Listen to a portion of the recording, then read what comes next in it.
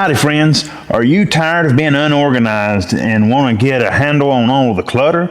Well, I think I have the solution for you coming up.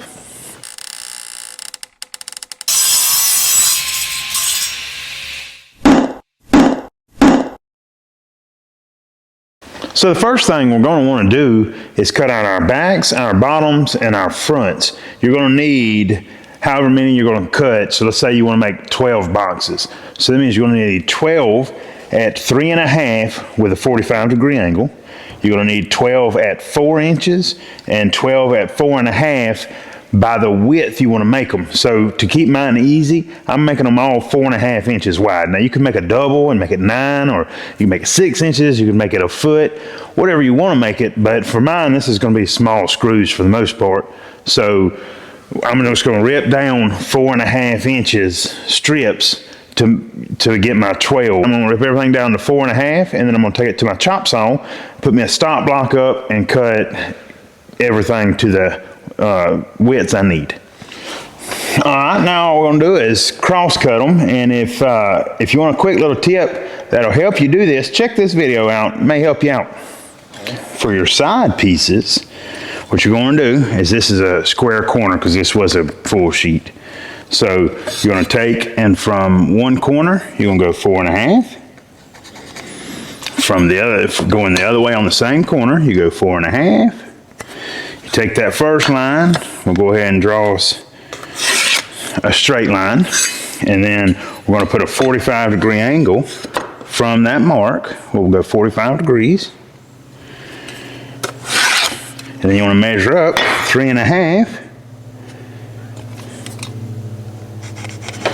And then you want to draw a straight line off of this mark over here, like so. And the last thing you want to do is, there's where these two meet and where you drew your 3.5 inch point, you just want to draw your line, like so. You should end up with something that looks like that. Once it seems cut out, it'll look like that. You'll need however many boxes you're going to make, and I went ahead and cut mine out, and I changed my mind from earlier. I went ahead and took and cut some doubles because it wasn't going to be asymmetric. I was going to have 14. 14 didn't work out unless 2 rows of 7, and I didn't like that. So I went ahead and made some doubles so that instead of it being 4.5, now this is a 9. Now what you should end up with is one stack of 4.5 by 4.5, one stack of 4 by 4.5, one stack of 3.5 by 4.5 with a 45-degree angle cut on one side. So, and then like I said, I made my doubles, and then you should have twice as many sides as you do everywhere else. I should have said this earlier. I'm using 1/2 inch plywood for my bottoms and my back. I'm using an 1/8 inch plywood for my sides. Now you can screw these, but going into that 1/2 inch plywood, there's not a lot of meat. So I opted to just nail mine.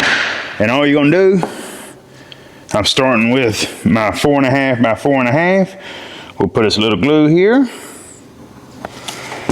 We'll take, and that 4.5 by 4.5 is the bottom of your little bin.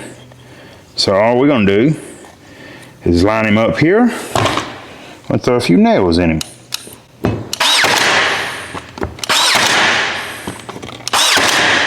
Now, if you notice the angle I'm driving these nails, I got a video, I'll link it here, of how you can stop blowout, because if you're not careful, it'll shoot out the bottom or side, and I got a little video that'll help you. So anyways, that was our 4.5, 4.5. Now we're gonna take a 4 by 4.5, glue him up here. That'll be our back. So we'll just set him on there just like so. Nail him off. And while we're at it, we'll go ahead and flip him over and nail the two pieces of 1/2 inch together. And then lastly, we will take our one with the 45, and the 45 goes to the bottom of your little bin. So we'll put a little glue there. So this is what we've ended up with so far. There's our side, we've nailed him off. There's our bottom, which you see that needs to be adjusted, which will happen when we put the other side on. But I'm not gonna try to put any nails here because I'm scared they'll blow out. So let's put our other side on. There we go. There's our first bend. Now to hook your cleats to it, all you're gonna do is countersink you a couple of screws here. And when you mount him, you want to make sure you mount him right flush with the top of your bend. And you just throw a couple of screws in there. You end up with that gentleman right there. Cool little bend on a French cleat wall. And there you go. All you do, hang them, fill them, and you're well on your way to being organized. So I appreciate you watching.